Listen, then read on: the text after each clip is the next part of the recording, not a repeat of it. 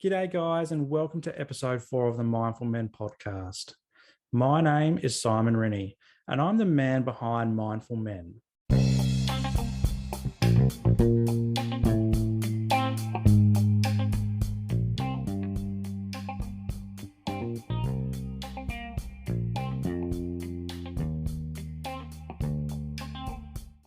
In today's episode, I'll be diving into anxiety. It's not as dark as the episode we did previously on depression, but that's not to say that anxiety is any less damaging to our health and well-being. In fact, there's people out there who suffer a greater deal of pain or distress from anxiety than they do depression. Now, like I did in the last episode, I'll follow a similar format, and I'll start with some stats on anxiety just to set the context. I think this is important to do because knowing the bigger picture of an issue can help us to understand it better. But I also believe it helps us to realize how prevalent an issue is. And in turn, this can help us to feel less alone in our struggles because we know that other people out there suffering the same. I'll talk about a few different types of anxiety that I particularly experience, and including what it looks like and what it feels like to live with it. We'll talk a bit about some causes and diagnosis, and then I'll share my story in a bit more detail and how I've coped throughout the years. Now, like I said in the last episode, and in fact in all my future episodes, this chat might trigger some of you out there. So please don't feel shame to skip this episode if you think it might bring up some rough emotions. But if you do stick around and you do get triggered, please reach out to your support networks or seek professional help. So let's get started with some data. I love going to the Beyond Blue website because it's a great place for stats. And they draw from references like the Australian Bureau of Statistics, and they make it easy for us to digest. Now, on their website, they're saying that about a quarter of Australians will experience anxiety in their lifetime. And this increases to 1 in 6 experiencing anxiety, depression, or both at the same time. Now, for men specifically, anxiety will be experienced by 1 in 5 during their lifetime. But I think that this figure might actually be higher because men really do struggle to open up about mental illness. For example, only 13% of young men with mental health problems have sought professional help. 13% is not a huge number. And given blokes like me took 20 years to seek help, my guess is that 1 in 5 might be a lot higher, maybe 1 in 3. After all, the stats can only tell us about what people open up about, not what's being bottled up. Now, globally, the World Health Organization estimate that around 3.6% of the global population are living with an anxiety disorder. Now, it's important to note in this that the data that the World Health Organization use group several disorders together, and these include generalized anxiety disorder, panic disorders, social anxiety, obsessive compulsive disorder, and also post-traumatic stress disorder. Now, that's a lot to group together, but they all fall within that anxiety realm. Now, for today's episode, I'm only going to discuss generalized anxiety and social anxiety disorders, whilst in the next episode, I'll also explore my experiencing living with obsessive compulsive disorder because that one's a biggie. So let's take a look at generalized anxiety disorder. What is it? Well, it's more complex than just being stressed or worried. Stress and worry are normal responses to various situations, and they pass after the situation is over. But generalized anxiety continues on for some time and can become so intense that it has negative impact on our lives. This type of anxiety relates to several aspects of, our daily living, like what's going on at home, school, or work, in our relationships, our finances, our health, going out in the community, and everything to do with COVID. So what does generalized anxiety feel like? Well, like all mental illnesses, it differs for everyone. But it can feel like constant worry and having trouble with stopping that worry. It's fatigue and trouble sleeping despite that fatigue. It's restlessness, including restless sleep. It's lying in bed all night worrying when the rest of the world is fast asleep. It's also feeling on edge constantly, It's muscle tension, like you're clenching your teeth constantly, or it's mysterious pain that eludes diagnosis by modern medicine. It's irritability and snapping at people around us for no real good reason at all. It's butterflies in your stomach.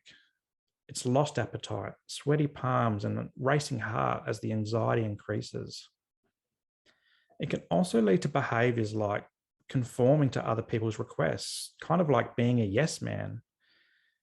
It's being a perfectionist to avoid the anxiety that comes from imperfection and redoing tasks to keep anxiety at bay.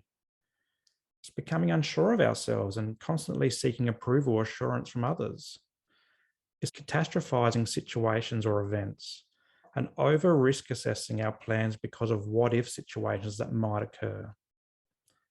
As I said before, it's a little bit more complex than general stress or worry with a particular situation.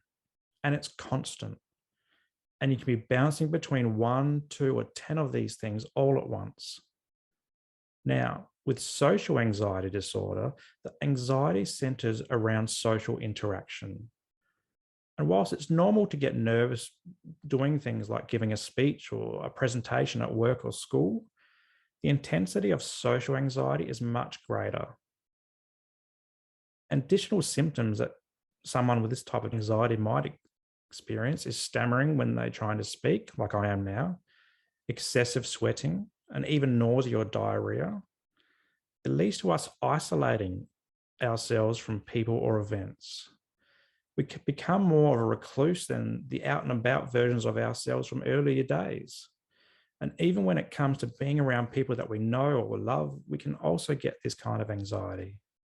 And then you've got the COVID pandemic, which continues on and on. We get fearful of being near people. We worry about where our friends and family have been before they step foot in our doors.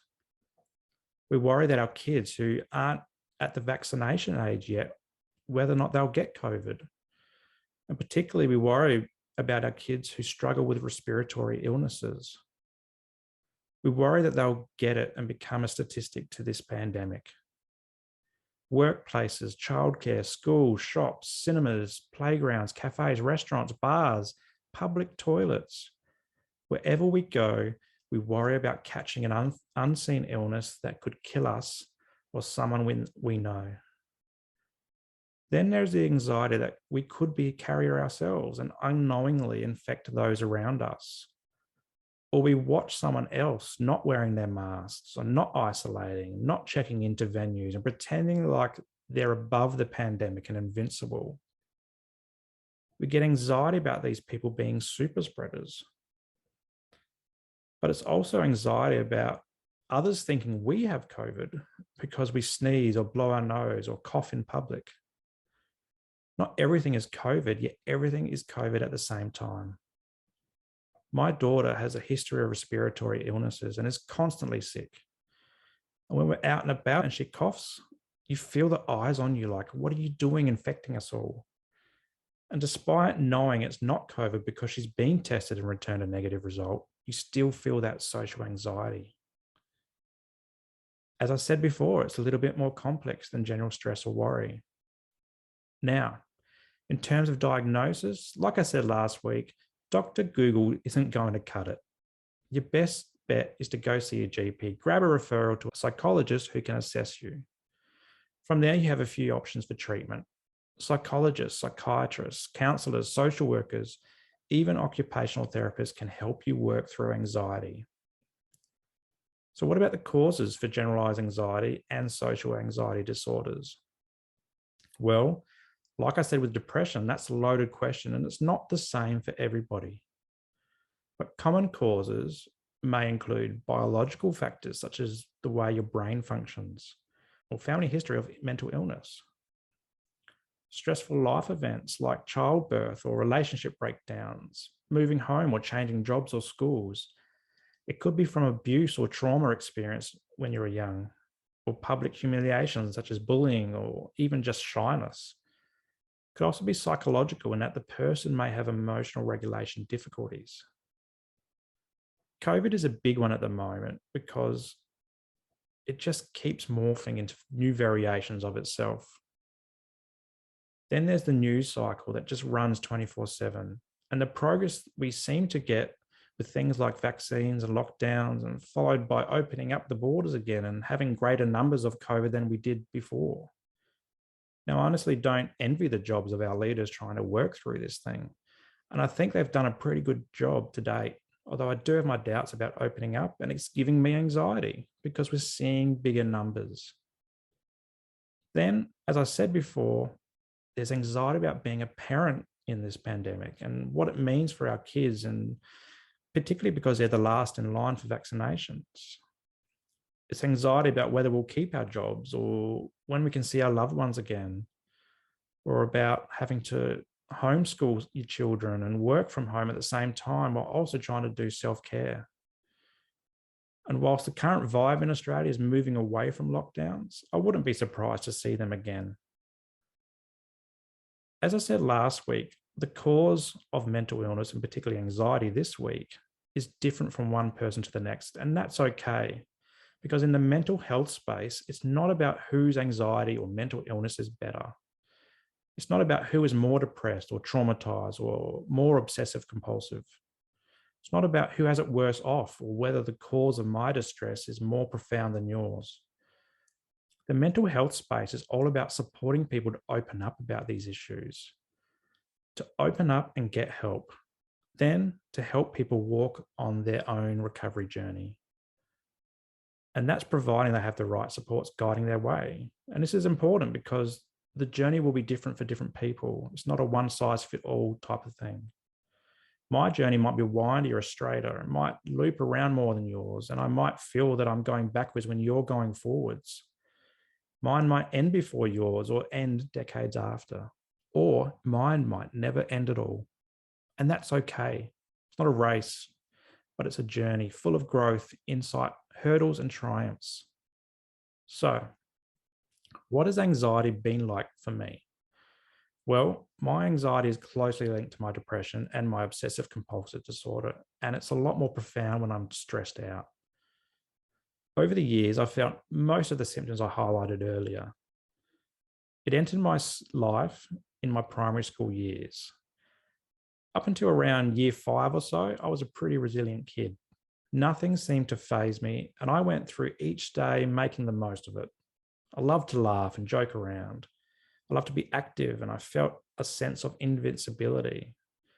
But then one day, things started to change. I started taking notice of other people, particularly the bigger kids at school. And I got this butterfly feeling in my gut whenever I walked past them. I didn't know what it was, though. And then the more I thought about this issue, the more anxious I got. And sport was a good distraction, but that would be short field, because as soon as I'd finish, I'd start thinking about these issues again, like the bigger kids from school, or even the bigger kids on the sports field. Things like, were they talking about me, or are they going to beat me up? Are they out to get me? My favorite meal of each day turned into a struggle. The butterflies each morning would make it hard for me to eat my breakfast without feeling like I was going to spew everywhere. And then at night, something weird also started happening too. I would suddenly be lying awake and anxious about the next day at school, or even something that's happening a few weeks away. And I would toss and turn all night.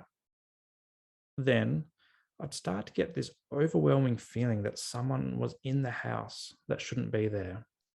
My hearing would go into overdrive, and it would sound like someone was walking down the hallway to my room. Now, to hear someone do this is near impossible because we had a carpeted hallway. But on many nights, I got this weird feeling. And then the footsteps would stop, and I would feel like they're waiting outside my door and looking down at me, creeping over my bed. Now, on nights that I was brave enough to have a look, there was never anybody there. But on the many nights that I wasn't brave enough, I would fear that they would take a hold of me and take me away. So I'd stay under those blankets, and I'd lay as flat and as still as possible, trying to make it seem like there was nobody in the bed so that whoever was there could move on. The anxiety I felt was fear of being kidnapped or murdered or something like that. And the anxiety grew so intense that it would send weird sensations through my body, like If I was holding my hand in a tight fist, it would feel like my bones were growing bigger and bigger to the point where they might burst out of my skin. And my hearing would get waves of this deep pressure sensation like someone had punched them. But instead of the ring sound, I'd get this muffled sound that would intensify before dissipating over and over again. And the only relief I'd get on these nights, which were a lot, would be around 4 a.m. when my oldest brother would get up to have a shower for work.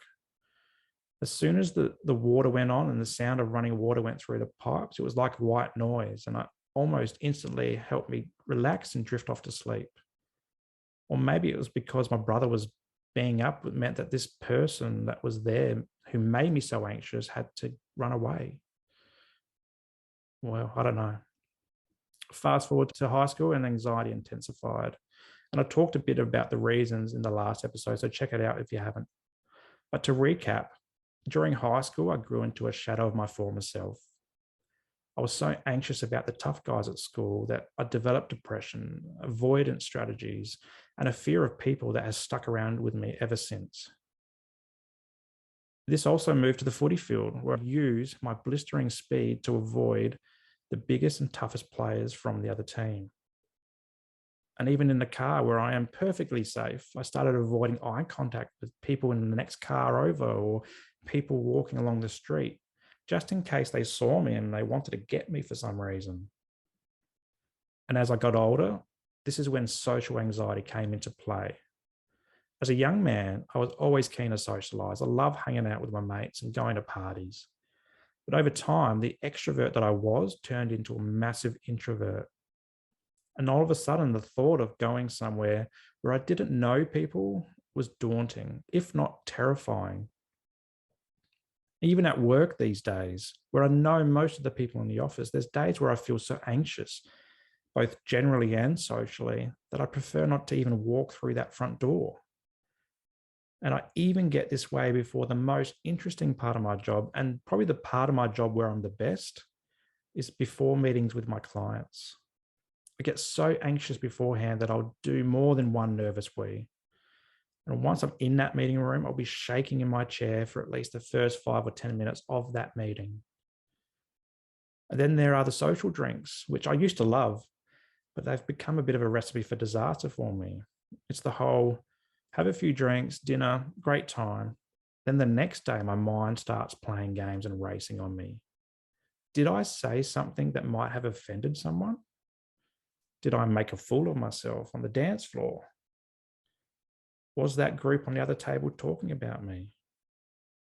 These things would race through my mind and cause me so much anxiety that I got distressed to the point where I'm a nervous wreck. And as a result, I now often opt out of most social outings from work because I just don't want this feeling. And away from work, I'm feeling it as I turn Mindful Men from an Instagram page into a business. I have huge anxiety about how it's going to play out. And I often procrastinate about things and get stuck in one place. And I even contemplate giving up altogether constantly. My anxiety breeds during these racing thoughts like, will I succeed or will I fail? Will anyone pay for my services in their mental health space? Will anyone listen to this podcast? Is this podcast of any value to anyone? Are people laughing at me while I speak? And this is a weird one, but do I have a good enough voice for a podcast or a good enough face for the YouTube channel that I've got? Am I doing the right thing by starting a business, or should I just stay in my box at my safe job and just keep doing what I've been doing? Or even as a dad and a husband, I get anxiety about getting it right.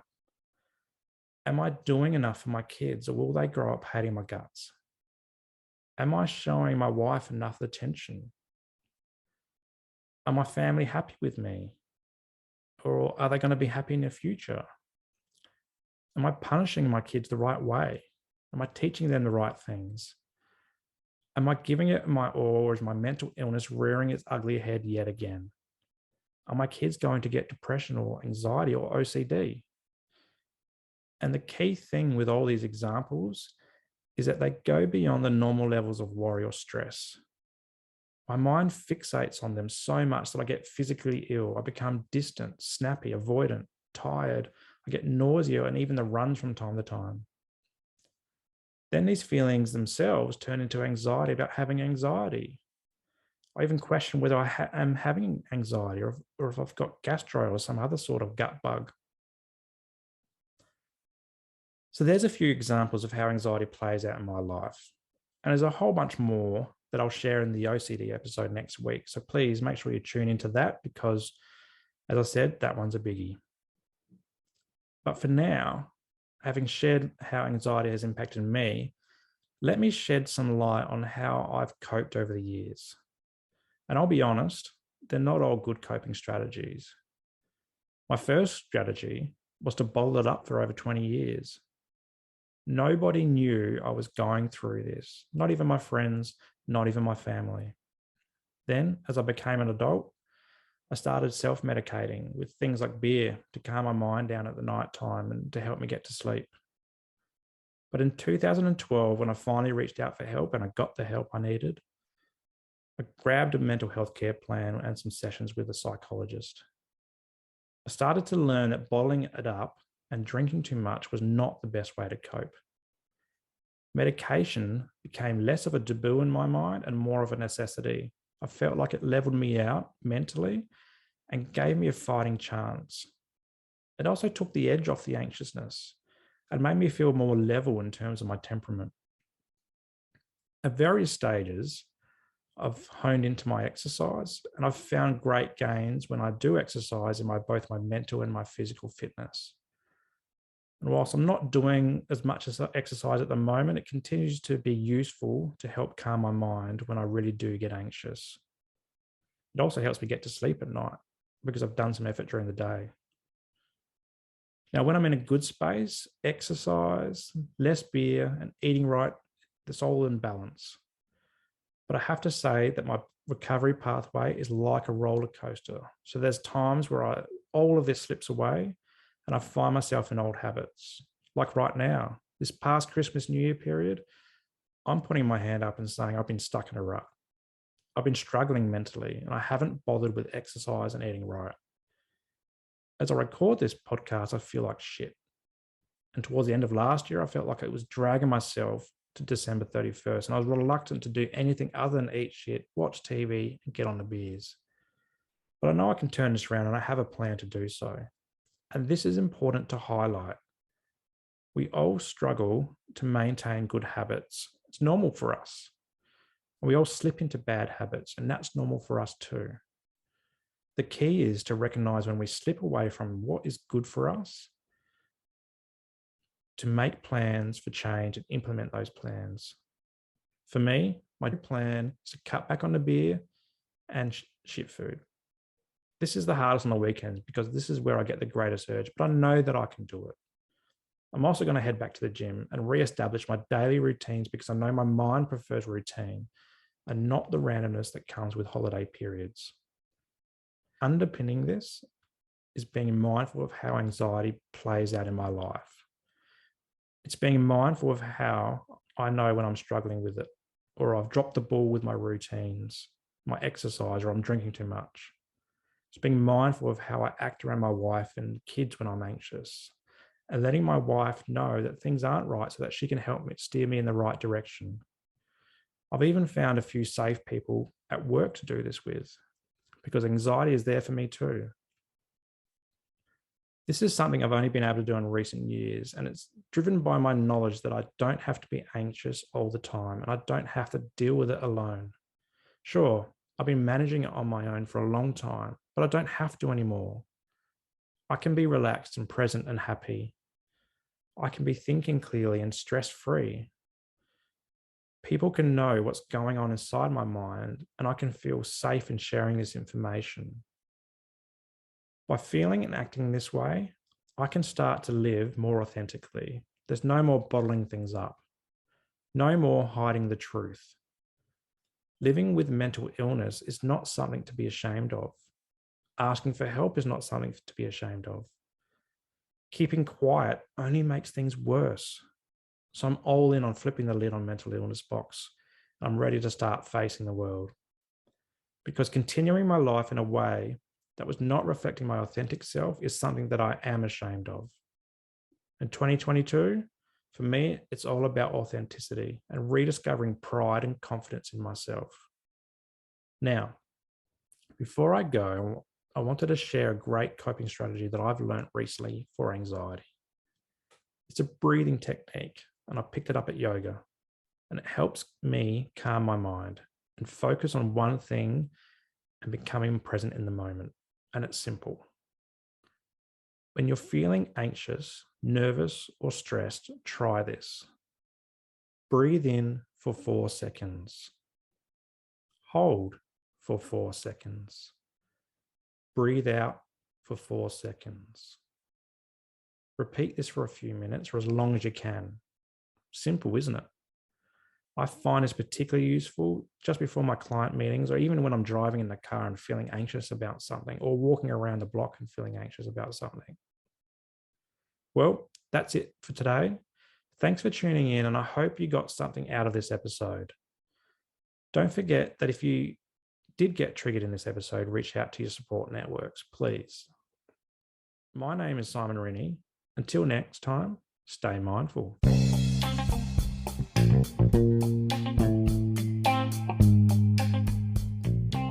If you enjoyed today's episode, make sure that you like it and leave a comment, and then share it with your mates.